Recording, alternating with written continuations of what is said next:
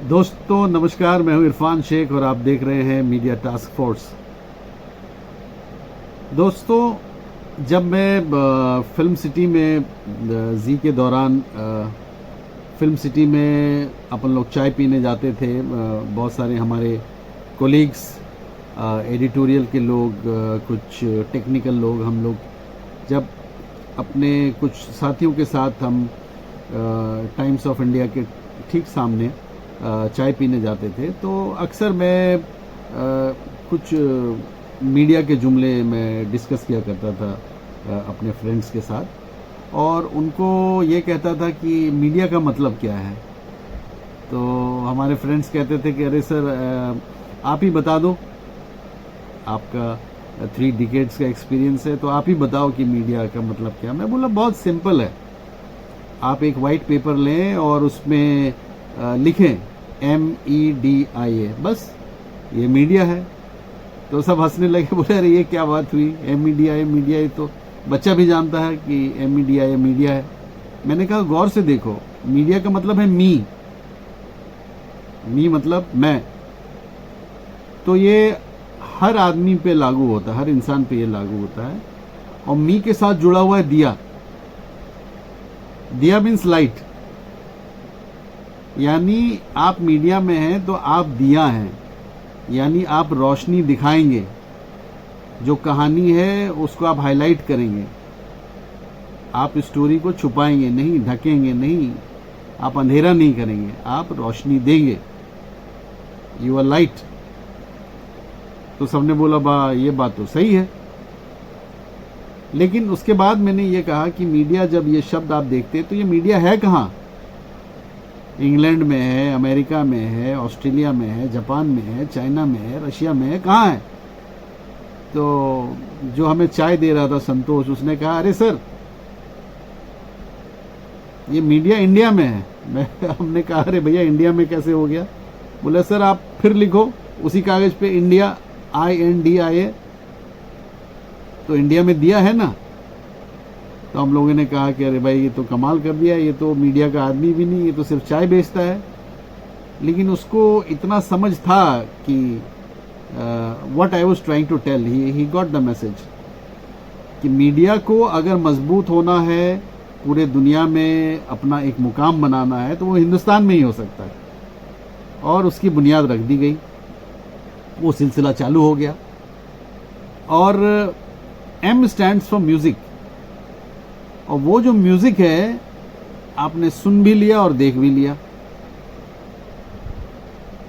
जो आंदोलन हुआ जंतर मंतर में जेनजी का, उसने आपको वो म्यूजिक सुनाया।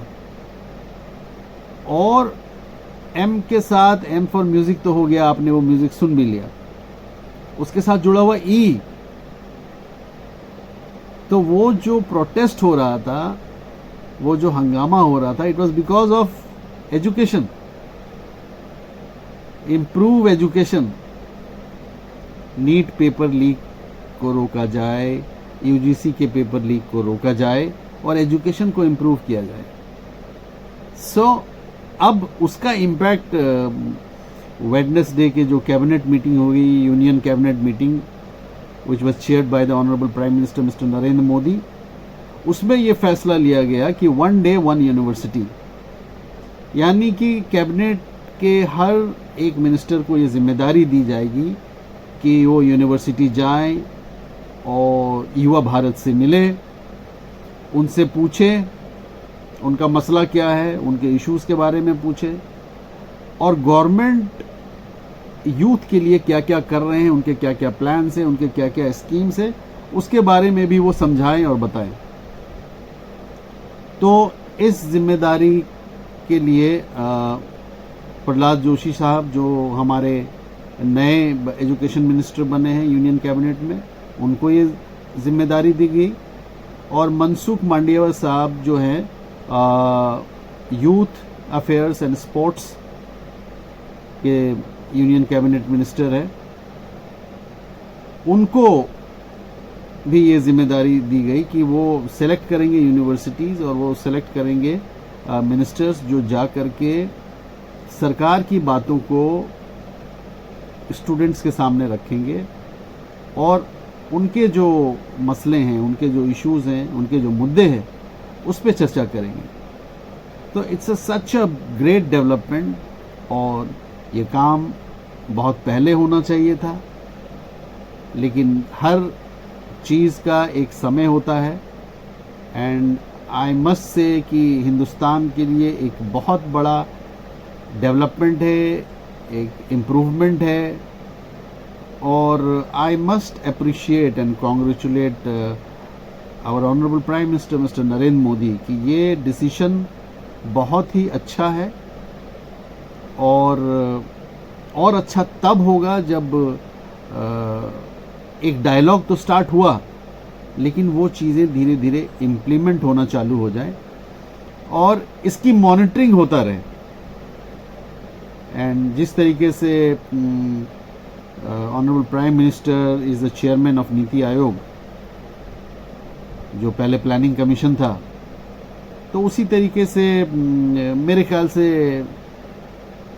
इस स्कीम का भी, इस प्रोजेक्ट का भी एक मॉनिटरिंग होना बहुत ज़रूरी है, क्योंकि लोग जा रहे हैं, बातें हो रही हैं, एक टाइम फ्रेम होना चाहिए, और उसका क्या रिजल्ट निकला, क्या ग्लिचेस हैं, कहाँ कहाँ पे रुकावटें हैं, उस पर भी बात होनी चाहिए। And that should be visible in media, both social media and main stream media. और मेरे ख्याल से अब इशू बेस्ड पॉलिटिक्स होगा, ये तो बिल्कुल समझ में आ गया, और ओपोजिशन भी अलर्ट हो गए। अब वो इस बात से डर रहे हैं कि अगर हम मान लो बाय चांस, बाय डिफ़ॉल्ट भी अगर सत्ता में आ गए तो बहुत आसान नहीं होगा, और everybody will have to perform. So I think the present government is in alert mode, और वो चीज़ों को देख रहे हैं, समझ रहे हैं, and they are trying to orient themselves and work according to the need of the country।